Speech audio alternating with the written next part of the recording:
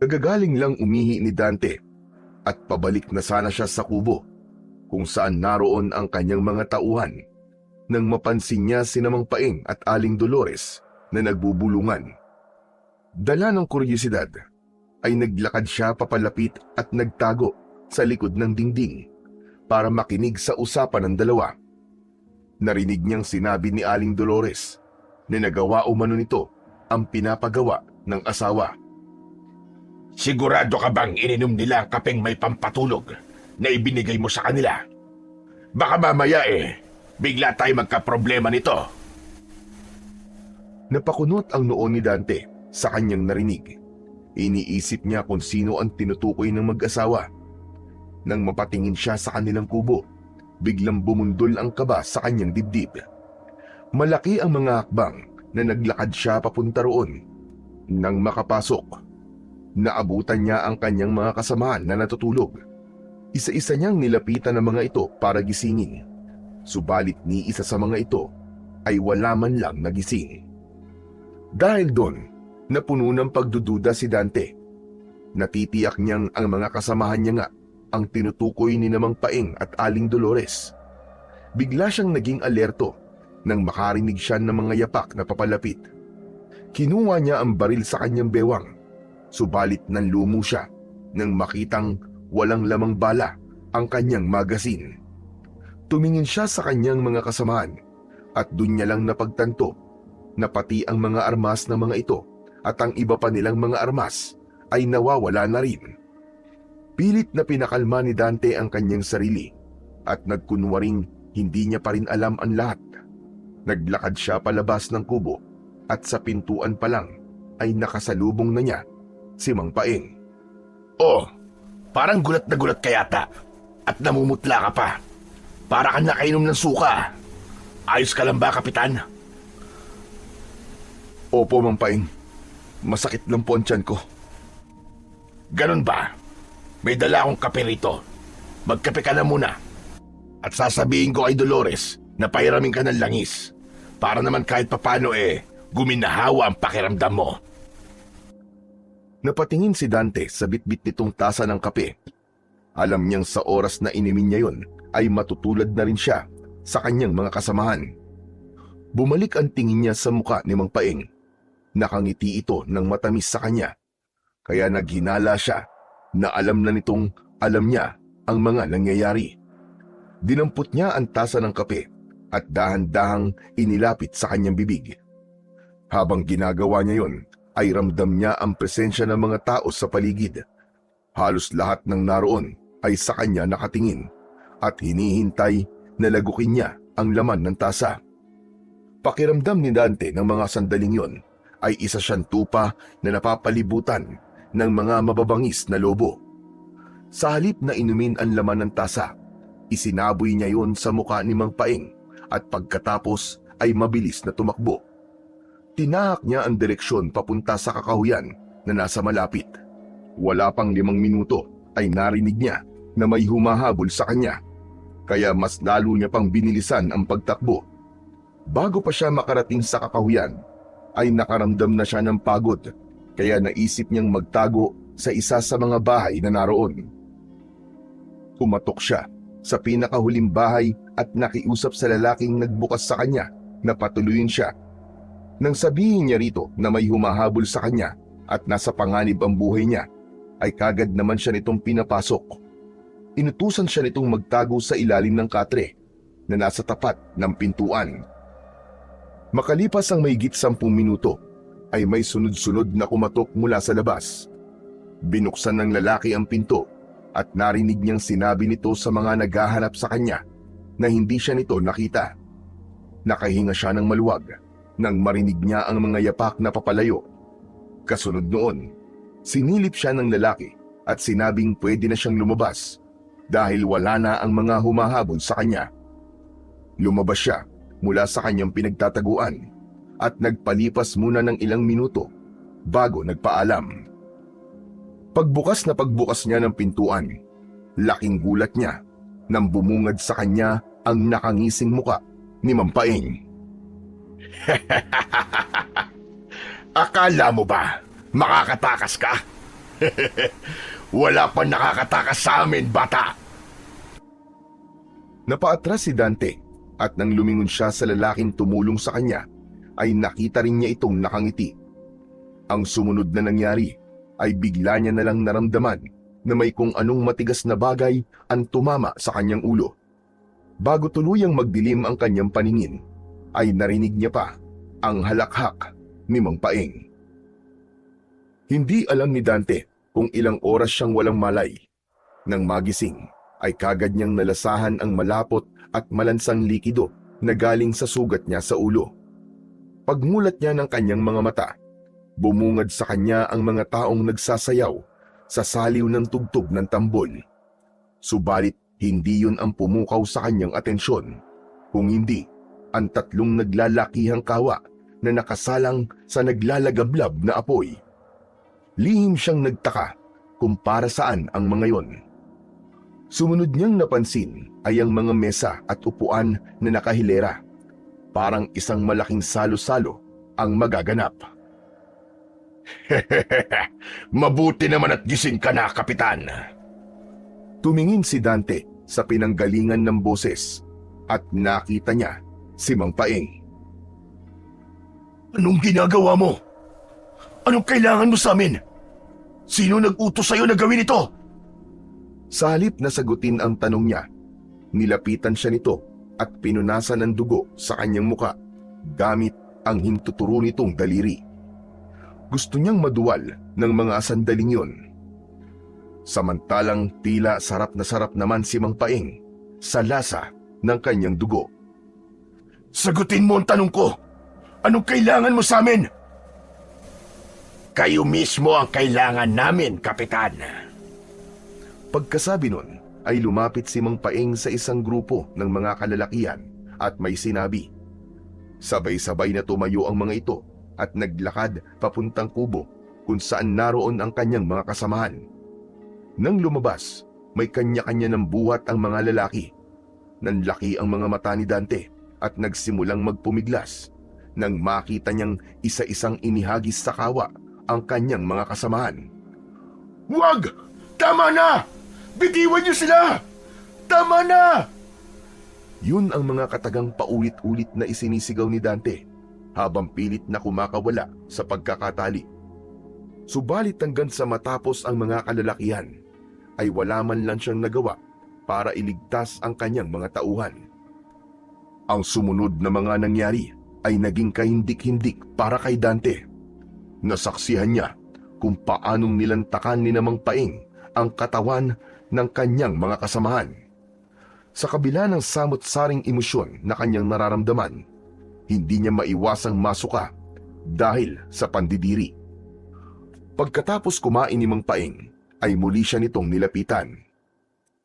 Kumusta na ang pakiramdam mo, Kapitan? Kinakabahan ka na ba? Dahil ikaw na ang susunod. Anong klaseng nilalang kayo? Bakit nyo nagagawang kumain ng kapwa nyo tao? Mga demonyo kayo! Sa halip na sagutin ang tanong niya, nanlaki ang mga mata ni Dante dahil biglang nag-iba ang anyo ng kanyang kausap. Naging isang nakakakilabot na nilalang ito na may matutulis na mga ngipin at kuko. At bago pa man niya mahulaan ang susunod nitong gagawin, ay sinakmal na siya nito. Bago tuluyang pumikit ang kanyang mga mata, ay may isang muka na lumitaw sa kanyang isip. Mukha yun ng kapatid niyang si Daniel. Sa kabila ng sakit na kanyang nararamdaman, ay hindi maiwasang mapangiti si Dante. Bagamat sumapit na ang huling araw niya sa mundo, masaya siya dahil alam niyang nasa maayos na kalagayan ang kanyang kapatid. Makalipas ang 6 na buwan. Oh, ikaw pala, Daniel. Halika, pumasok ka rito. Magandang araw po, General. Napadaan lang po ako para kunin po ang iba pang mga gamit ni Kuya Dante. Sakto ang dating mo. Ipinaayos ko na ang lahat. Ayan, nasa upuan. Itinuro ni General ang 2 kahon na nakapatong sa couch na naroon. Maraming salamat po, General. May hindi pa ako isinali riyan. Gusto ko kasing personal na iabot sa'yo. Ano po yun? Binuksan ni General ang drawer sa ilalim ng mesa nito at may kinuha mula roon. Isa yung kahon na hugis parisukat. Nang mapasa kamay niya ang kahon, ay binuksan niya yon para makita ang nilalaman. Medal of Honor? Sa kabila ng matinding lungkot na nararamdaman, ay hindi napigilang mapangiti ni Daniel. Isang malaking karangalan para sa mga katulad nilang sundalo ang makatanggap ng ganong klaseng parangal. Ang medalyang nasa kamay niya ay ang patunay na binigyang pahalaga ng pamahalaan ang kabayanihan ng kanyang kapatid. Nararapat lang na makatanggap niya ng kuya mo para sa kabayanihan niya. Maraming salamat po dito, General. Kung buhay lang sana si kuya, siguradong matutuwa siya. Ikaw, Daniel, kumusta ka naman? Ikinalulungkot ko nga pala nangyari sa kuya mo. Pinipilit maging maayos, General. Nahihirapan pa rin po ako. Pero pasasaan pa, matatanggap ko rin po nangyari. Naiintindihan ko nararamdaman mo. Ako man ay nalulungkot din sa nangyari. Matagal kong nakasama sa serbisyo ang kuya mo. Marami-rami na rin kaming pinagsamahan. Hindi pa rin po ba nahuhuli ang mga rebelding pumatay sa kanila? Hindi pa rin. Masyado silang magaling magtago. Pero huwag ka mag-alala. Sasabihin ko kagad sa'yo kapag may maganda ng resulta. Aasahan ko po yan, General. Sige po, magpapaalam na po ako. Maraming salamat po uli. Walang problema, Daniel. Anytime. Nakipagkamay muna si Daniel sa kanyang kausap bago siya tumalikod at naglakad papalapit sa dalawang kahon. Pinagpatong niya ang mga yon at binuhat palabas. Nang makarating siya sa kanyang sasakyan, una niyang isinakay ang mga kahon sa likuran bago siya sumakay. Makalipas lamang ang ilang sandali, ay tinatahak na niya ang kahabaan ng kalsada. Bago tuluyang umuwi, huminto muna siya sa isang convenience store at bumili ng canned beer. Kalat na ang dilim sa paligid nang makarating siya sa kanila. Dumiretso siya sa kanyang silid. Ibinaba niya ang dalang mga kahon sa ibabaw ng kama at pagkatapos ay muli siyang bumaba at uminom sa sala. Habang umiinom ay nanonood siya ng palabas. Pasado 10:00 na nang mapagpasyahan niyang pumanhik sa kanyang kwarto. Pero sa halip na mahiga, binuksan niya ang inuwi niyang kahon at tinignan niya ang mga naroong gamit ng kanyang kuya Dante. Isang maliit na kahon na may nakasulat na pangalan niya ang pumukaw sa atensyon ni Daniel habang naghahalongkat. Nang buksan niya yon, ay bumungad sa kanya ang isang relong pambisig. Kalakip ang isang maikling mensahe na isinulat mismo ng kanyang kuya Dante. Hindi maiwasang maging emosyonal ni Daniel matapos basahin ang naturang mensahe. Nakasaad doon kung gaano ito ka-proud sa kanya bilang nakatatandang kapatid. Maraming salamat dito, kuya. Hindi ko alam na may nakahanda ka na pala na regalo sa akin bago ka pa mawala. Habang nagsasalita, ay nakatingin si Daniel sa litrato ng kanyang kuya. Iniisip niya na lang na kunyari ay nasa harapan niya ito. Miss na kita, kuya. Kung nasan ka man ngayon, sana masaya ka.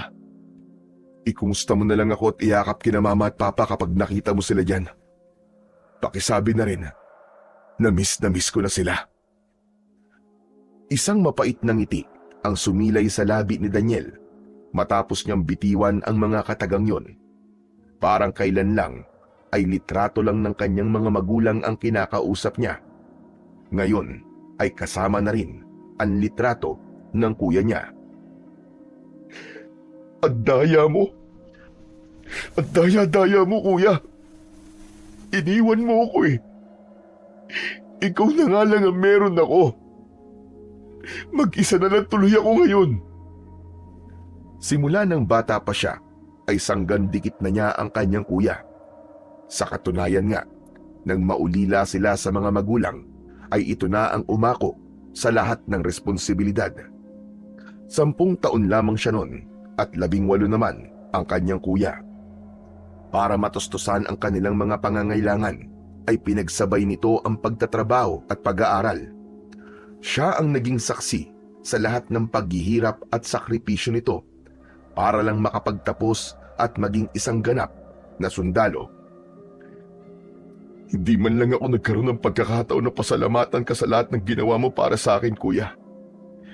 Kung hindi dahil sa iyo, hindi sana ako nakapagtapos ng pag-aaral. Maraming salamat sa lahat, kuya.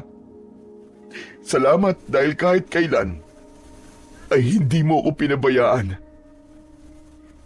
Nagtagal pa ng ilang minuto ang pakikipag-usap ni Daniel sa litrato ng kanyang kuya bago niya yon ibinalik sa kahon, pati na rin ang iba pang mga gamit na hinalungkat niya. Pagkatapos niyang itago ang mga yon, ay napagpasya niyang lumabas at magpunta sa pinakamalapit na convenience store. Pinili niyang maglakad na lang para na rin mawala ang nararamdaman niyang pagkahilo dahil sa kanyang mga nainom. Suot niya ang paborito niyang leather jacket at hindi rin niya nakalimutang magbitbit ng combat knife bago umalis. Ilang madidilim na kanto at iskinita ang madadaanan ni Daniel bago makarating sa pinakaunang convenience store. Kaya mabuti ng sigurado, lalo na't 10 oras na ng gabi. Marami pa naman ang siraulo sa lugar nila. Kaya niya namang makipagmano-mano kung sakaling mapagtripan siya, pero mas maganda pa rin kung may mabubunot siya sa oras ng kagipitan. Isa yun sa mga natutunan niya sa pagiging sundalo, ang maging handa sa mga posibleng mangyari. Palagi ring ipinapaalala noon ng kuya niya na magdala siya palagi ng armas kapag lalabas ng bahay. Malapit na si Daniel sa kanyang destinasyon nang may marinig siyang kung anong ingay nang dumaan siya sa paradahan ng bus sa kanilang lugar.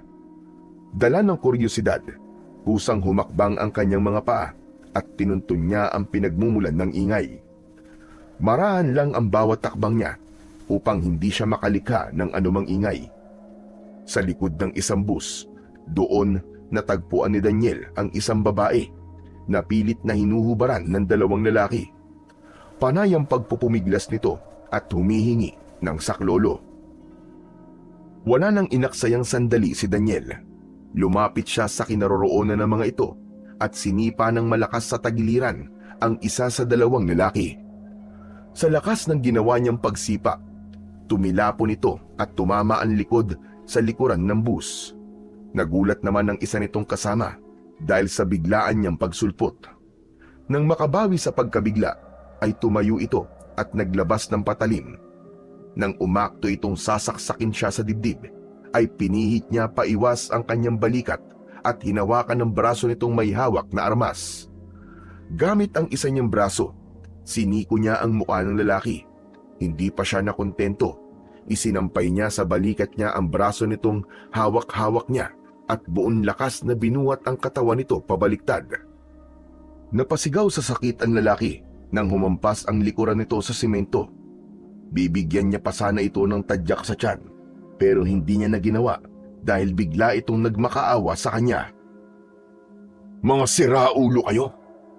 Pagbibigyan ko kayo ngayon, pero sa oras na maulit tong ginawa nyo, pasensyahan na lang tayo. Sige na, alis na! Mabilis pa sa 4:00 na kumilos ang 2 lalaki at nagkukumahog na tumakbo palayo. Miss, ayos ka lang ba? Hindi umimik ang babae. Nanatili itong nakaupo habang nakayakap ang 2 braso sa mga binti. Nang maiangat nito ang tingin, natulala si Daniel nang masilayan niya sa unang pagkakataon ang mukha nito. Hindi alam ni Daniel kung ilang segundo siyang nakatulala bago niya nagawang makapagsalita. Isuot mo to, miss. Hinubad niya ang suot niyang jacket at iniabot sa babae. Nang kumilos ito para tumayo, ay kagad siyang lumapit para tumulong dahil halatang nangihina pa ang katawan nito dahil sa nangyari. Maraming salamat sa tulong mo. Kung hindi ka dumating, baka nagtagumpay na ang mga yon sa masama nilang balak. Hindi maintindihan ni Daniel ang sarili kung bakit tila musika sa pandinig niya ang boses na yon ng babae. Ang sarap pakinggan. Para siyang inihihili. Walang anuman. Miss, ako nga pala si Daniel. Ako naman si Isabel. Taga rito ka ba? Saan dito ang bahay mo? Ihatid na kita. Wala akong dalang sasakyan, ha? Sasabayan na lang kita sa paglalakad. Wag na. Nakakahiya naman. Malapit lang naman dito ang tinutuluyan ko. Hindi. Gabing-gabi na eh. Tapos wala pang masyadong tao sa daan. Huwag ka mag-alala, miss. Hindi naman ako masamang tao eh. Gusto ko lang talaga masiguro na makakauwi ka ng maayos sa inyo. O sige, ikaw ang bahala. Pagkasabi nun, ay nauna nang naglakad si Isabel. Sumunod naman kagad siya sa dalaga. Ilang minuto rin silang naglakad bago huminto sa tapat ng isang apartment. Dito na ako, Daniel. Salamat sa paghatid sa akin, ha. Pasensya ka na kung hindi na kita aalukin na pumasok. Anong oras na rin kasi? Hindi, ayos lang yun, Isabel. Walang problema. Sige, pumasok ka na. Mauna na ako, ha. Salamat uli. Tumangulang si Daniel at hinintay niya muna na tuluyang makapasok si Isabel bago siya tumalikod. Habang naglalakad pabalik, ay pinapakiramdaman niya ang sarili. May kakaiba siyang nararamdaman na hindi niya mawari kung ano. Basta ang alam niya lang, napukaw ni Isabel ang atensyon niya. Dumiretso na ng uwi si Daniel at nawala na sa isip niya ang dahilan kung bakit siya lumabas. Nang mahiga siya, ay laman pa rin ng isipan niya ang mukha ng isang babae na bago niya lang nakilala. Kinabukasan, naging masigla ang gising ni Daniel. Habang nagluluto ng sariling almusal, ay pasipol-sipol pa siya. Bandang 10:00 ng umaga, isang hindi inaasahang bisita ang kumatok. "Oh, General, napasugod po yata kayo. May problema po ba? Tuloy po kayo." Pumasok muna si General sa loob at naupo sa sofa bago nagsalita. Magandang umaga, Daniel. Naabala ba kita? Hindi po. Katatapos ko nga lang po mag-almusal eh. Kaya wala po akong ginagawa. May kailangan po ba kayo? Kaya mo na bang mamuno sa isang misyon? Gusto sana kitang gawing leader sa isang grupo na ipapadala ko sa Sitio Pulang Langit. Natigilan si Daniel, hindi dahil sa tanong nito, kung hindi dahil sa pangalan ng lugar na binanggit nito. Teka, General, Sitio Pulang Langit? Hindi ba yan yung lugar kung saan niyo po pinadala si Kuya? Tama ka, Daniel. Kailangan ulit natin ang bagong grupo na ipapadala roon dahil patuloy pa rin na nanggugulo ang mga rebelde. Nanganganib ang buhay ng mga sibilyan na nakatira sa baryong yon. Gaano po ba kadelikado ang misyon na to, General? Malaki po ba ang posibilidad na matulad po kami sa grupo nila, Kuya? Hindi ko yan masasagot. Sa kamay nyo nakasalalay ang magiging kapalaran nyo sa misyon na ito. Isa ka sa pinakamagaling at matapang na sundalo na kilala ko, kaya ikaw ang napili kong gawing leader. Saglit na natahimik si Daniel at tinatansya niya sa isip kung ano ang magiging desisyon. Bilang sundalo, alam niyang obligasyon niyang ilagay sa linya ang kanyang buhay at wala siyang karapatang tumanggi. Naisip niya rin na yun na ang pagkakataon niya para malaman kung ano ba talaga ang sinapit ng kanyang kuya sa kamay ng mga rebelde.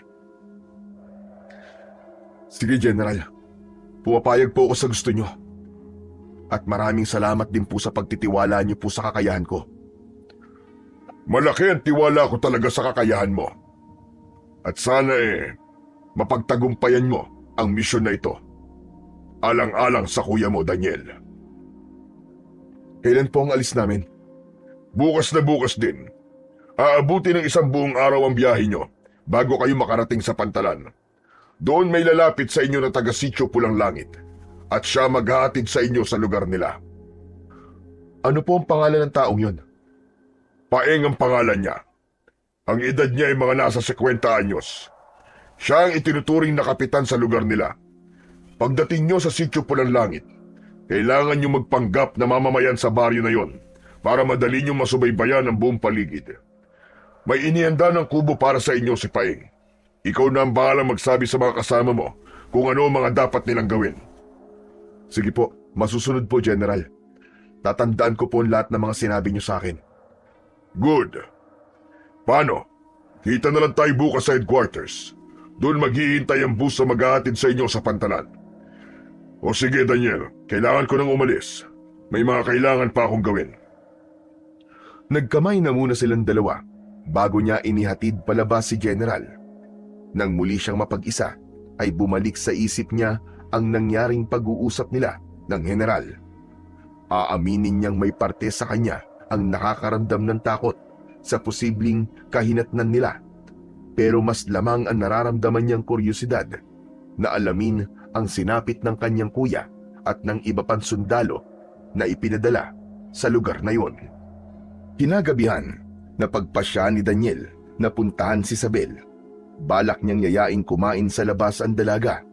Gusto niyang samantalayin ng oras dahil hindi niya alam kung makakabalik pa ba siya. Sakay siya ng kanyang big bike nang magtungo siya sa apartment kung saan niya inihatid ang babae. Ilang beses siyang tumawag, subalit wala siyang natanggap na sagot. Isang matandang babae ang lumapit sa kanya at tinanong kung ano ang kailangan niya. Magandang gabi po. Nandyan po ba si Isabel? Pakisabi naman po nandito ako. Si Daniel kamo. Muling nagsalita ang babae at hindi niya inaasahan ang mga sinabi nito. Ayon dito, maaga raw na nagpaalam si Isabel. Umalis na raw ang dalaga at umuwi na ng probinsya. Teka, nabanggit niya po ba sa inyo kung saan po ang probinsya niya? Babalik pa raw po ba siya rito? Nadismaya si Daniel nang sunod-sunod na umiling ang kanyang kausap. Sige po, maraming salamat na lang po. Bagsak ang balikat na sumakay siya sa kanyang motor at pinaharurot yun papalayo. Pakiramdam niya ng mga sandaling yon ay may tinik na bumaon sa kanyang dibdib. Natagpuan ni Daniel ang kanyang sarili na nasa loob ng isang bar at umiinom mag-isa. Hindi niya alintana ang ingay ng paligid dahil sa magkahalong malakas na tugtog at hiyawan ng mga taong naroroon. Madaling araw na siya umuwi at dahil lasing, kaagad siyang nakatulog pagkahiga niya pa lamang sa kanyang kama. Kung kahapon ay masigla ang gising niya, kabaligtaran naman ngayon. Bukod sa mabigat ang pakiramdam, masakit din ang ulo niya dahil sa rami ng kanyang nainom at hangover. Tinignan niya ang oras at bigla siyang napabalikwas ng bangon nang makita niyang 8:00 na ng umaga. Dali-dali siyang nagtungo sa banyo at naligo. Dahil nagmamadali, 5 minuto lang ata ang itinagal niya sa loob ng banyo. Hindi na siya nag-almusal matapos niyang maalala ang sinabi ng general na bus ang sasakyan nila at aabuti ng 1 araw ang biyahe. Pagkatapos niyang ayusin ang mga dadalhin niyang gamit, ay umalis na siya para magtungo sa headquarters. Pagdating doon, naabutan niyang naghihintay sa kanya ang general at ang ilang sundalo na makakasama niya sa misyon. Akala ko hindi ka na darating, Daniel eh. Pasensya na po, General. Medyo napasobra po ang inom ko kagabi, kaya tinanghali po ako ng gising. Kaya pala, itulog mo na lang yan sa biyahe. O sige na, makakaalis na kayo. Mag-iingat kayo, soldiers. Sabay-sabay silang sumaludo kay General at sumagot ng Sir, yes sir. Good luck, Santos. Thank you, sir. Pagkasabi nun, ay sumakay na si Daniel at pumwesto sa unahan, sa likuran ng driver. Wala pang 1 oras na nakakaalis ay nakaramdam na kagad siya ng antok. Isinandal niya ang likod sa upuan at pumikit. Hindi alam ni Daniel kung ilang oras siyang nakatulog. Nagising na lang siya nang maramdaman niyang huminto ang bus na sinasakyan nila. Pagtingin niya sa bintana, nakita niyang nasa tapat sila ng isang turo-turo na nasa gilid mismo ng kalsada. Hindi siya nagugutom pero bumaba siya para maghanap ng banyo. Umihi lang siya at bumalik din kagad sa loob ng bus. Makalipas ang ilang minuto ay bumiyahe na ulit sila. Dahil malapit ng maggabi, pinilit ni Daniel na wag nang makatulog matapos niyang mapansin na isa-isa nang nagsisitulugan ang mga kasamahan niya. Mas mabuti kung may isang gising sa kanila para may kasama ang driver. Habang umaandar ang bus ay nakatingin lang siya sa labas. Mataas na ang sikat ng araw nang makarating sila sa pantalan. Pagkatapos nilang makababa ay umalis din kagad ang bus na sinasakyan nila. Gaya ng ibinilin sa kanya ni General, nanatili sila sa tabi kung saan sila ibinaba ng bus. 30 minutos din silang naghintay bago niya napansin ang isang lalaki na kadadaong lang sakay ng isang bangka. Lumapit ito sa kanila at tumingin sa kanya at nagpakilalang si Mang Paing. Ikaw na siguro si Santos, sir. Tama ba? Ako nga po, pero tawagin niyo na lamang po akong Daniel. O sige, sabi mo eh. O siya, tara na. Sigurado akong nagugutom na kayo, kaya nagpaluto ko kay Mrs. Hindi maiwasang magtaka ni Daniel dahil sa ikinikilos ng kanyang kausap. Tila ang sigla-sigla nitong magsalita at halos pati ang mga mata ay tumatawa. Nakapagtataka ang ganong galawan para sa isang taong nasa panganib ang buhay. Hindi bangat kaya nga sila naroon ay para iligtas sa mga ito sa kapahamakan. Malayo po bang pupuntahan natin? Hindi naman. Mga kalahating oras lang naman. Tara na. Magsisakay na kayo sa bangka. Nang magsikilos ang kanyang mga kasamaan, ay kumilos na rin si Daniel. Lumapit siya sa bangka at sumakay. Inabot nga ng mahigit kalahating oras ang kanilang naging biyahe bago nila narating ang kabila. Simula roon ay nagpatuloy sila sa paglalakad. Mahigit 1 oras din silang nagpasikot-sikot bago makarating sa kanilang destinasyon.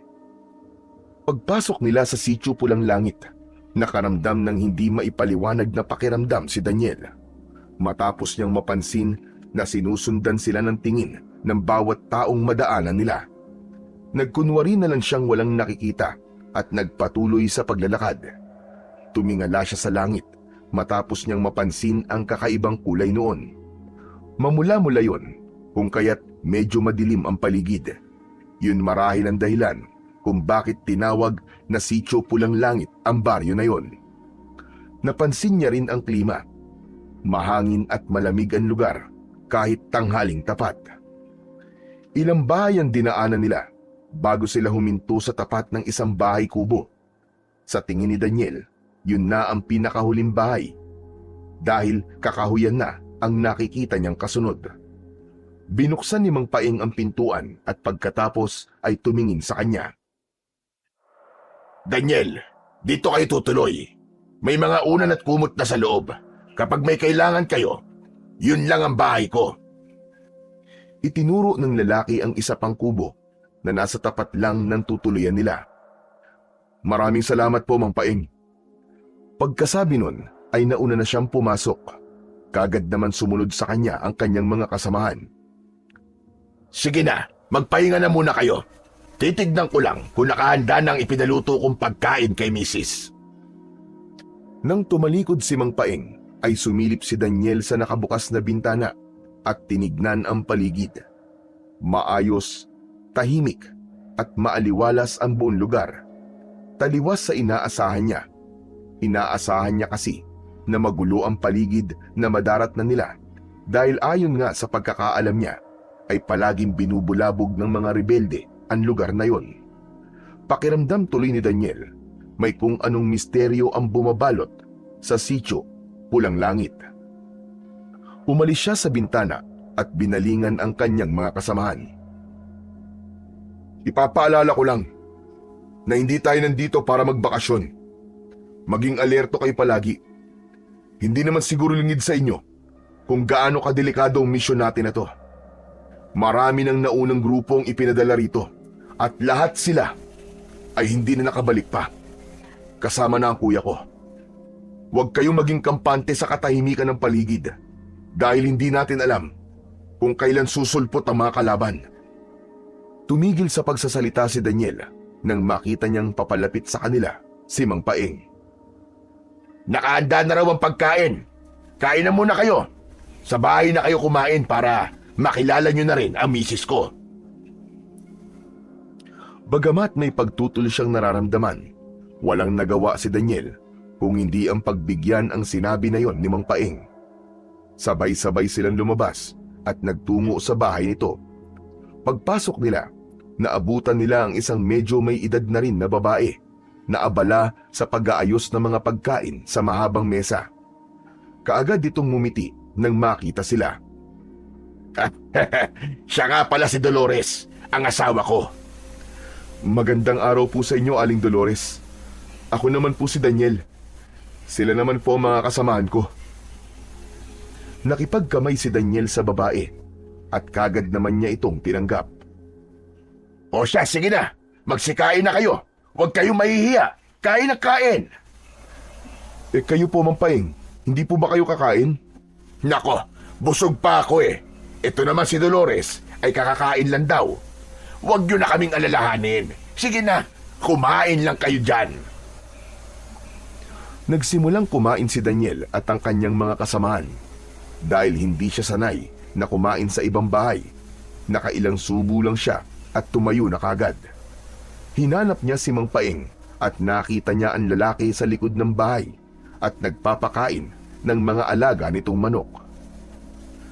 Aba, tapos ka na kagad? Ang bilis mo naman kumain. Ganyan ba talaga kapag sundalo? Parang gano'n na nga po. Mang Paeng, siya nga po pala. Ano po ang ikinabubuhay niyo rito? Ang layo nitong lugar niyo sa kabayan. Bigas lang naman ang problema namin dito eh. Dahil halos lahat naman ay may tanim na gulay at may mga alagang hayop. Ang ginagawa ko, kumukuha ako ng sako-sakong bigas sa bayan at ipinapautang sa kanila. Nakakabayad naman po sila. Hindi ko na iniisip kung sino nakakabayad at hindi.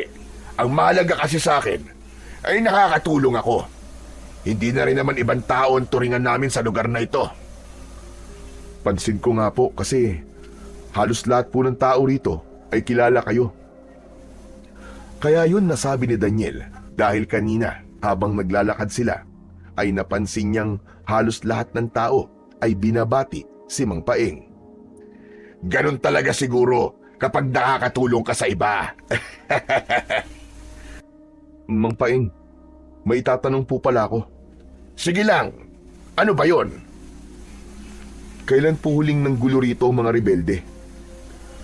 Hindi nakaligtas sa paningin ni Daniel ang paglikot ng mga mata ni Mang Paeng. Parang bigla itong nataranta sa tanong niya.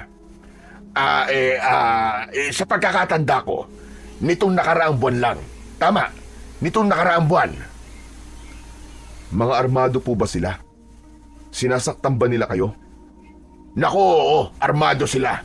Pwersahan nilang kinukuha mga bunga ng pananim naming mga gulay at lahat ng pagkain na nakikita nila. Pero hindi naman nila kami sinasaktan. Lihim na nagtaka si Daniel sa kanyang narinig. Taliwas na naman sa inaasahan niya ang kanyang narinig. Ang buong akala niya, talagang walang awa ang mga rebeldeng nanggugulo sa lugar na yon. Ano pong nangyari sa mga naunang mga sundalo na ipinadala rito? Muli, napansin na naman ni Daniel na natigilan si Mang Paeng. Sa pagkakaalam ko po, 3 grupo na po ang ipinadala rito. Lahat sila ay hindi na nakabalik. Ano po ba nangyari? Alam mo, sa tuwing nagkakaroon ng barilan sa pagitan ng mga rebelde at sundalo, ang ginagawa ng mga rebelde, kumukuha sila ng gagawin nilang hostage para manalo sa laban. Paulit-ulit na ganun ang nangyayari. Saan nila dinadala ang mga bangkay ng sundalong napapatay nila? Sa pagkakaalam ko sinusunog nila o kaya ay ibinabaon sa kung saan. Pero Mang Paeng, bakit hindi pa rin po kayo umaalis dito kahit paulit-ulit na kayong ginugulo ng mga rebelde? Dahil wala kaming pupuntahan. Dito kami sanay, sa ganitong lugar, sa ganitong pamumuhay. Hindi na muling nagsalita pa si Daniel. Sa halip, tinitigan niya na lang si Mang Paeng. O ano, Daniel? May itatanong ka pa ba? Sunod-sunod na umiling si Daniel bilang pagtugon. Wala na po, Mang Paeng. Sige po, ituloy niyo na po ang ginagawa niyo. Pagkasabi nun ay tumalikod na si Daniel at naglakad pabalik sa kinaroroonan ng kanyang mga kasamaan. Kinagabihan ng araw na yon, inutusan ni Daniel ang kanyang mga kasamaan na mas doblihin ang pag-iingat at maging alerto sa paligid. Nanatili silang gising buong magdamag at nakiramdam sa buong paligid. Mabilis na lumipas ang mga araw. Habang nagtatagal sila sa sitio Pulang Langit, ay mas lalong dumarami ang tanong sa isipan ni Daniel. Mas lalo ring tumitindi ang hinala niya na may kakaiba talaga sa lugar na yon. Bukod sa mga ikinikilos ng mag-asawang sina Mang Paeng at Aling Dolores, may kakaiba rin sa kilos ng mga taong taga roon. Isang hapon, habang nagmamanman sa